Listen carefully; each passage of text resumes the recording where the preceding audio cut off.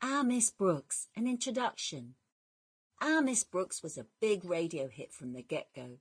Eve Arden may not have been the original first choice, but she made the role her own and gathered individual awards by the armful.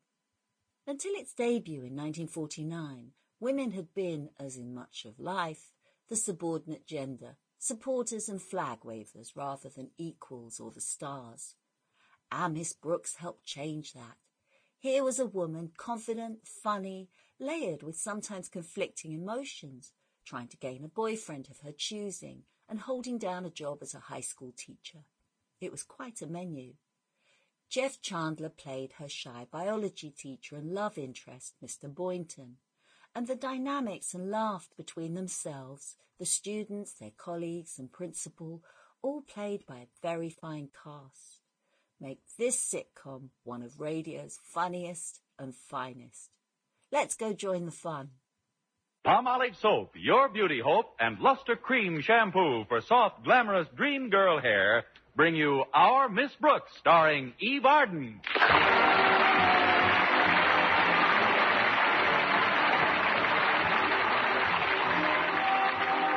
Our Miss Brooks teaches English at Madison High School.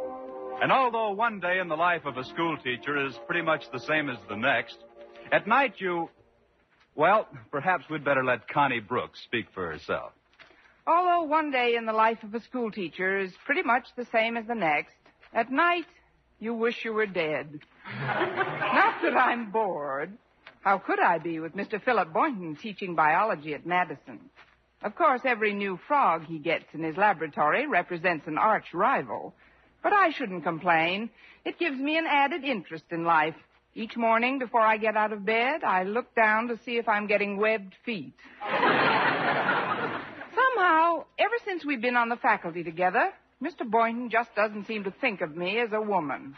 I can't quite understand that, because when I think of Mr. Boynton, I always think of me as a woman. And I almost always think of Mr. Boynton, or dream about him. Like the other morning, around 7:25. Oh, of course, Philip. I'd love to go dancing with you. When will you come for me? That's quick work. Connie, it's me, Connie. May I come in? Oh, it's Mrs. Davis. Come in, Mrs. Davis. I thought I'd wake you before your alarm clock went off. It's so loud and nerve-wracking. Oh, I'm pretty used to it by now, Mrs. Davis. I always like to clear my throat before I pour on. Sample complete. Ready to continue?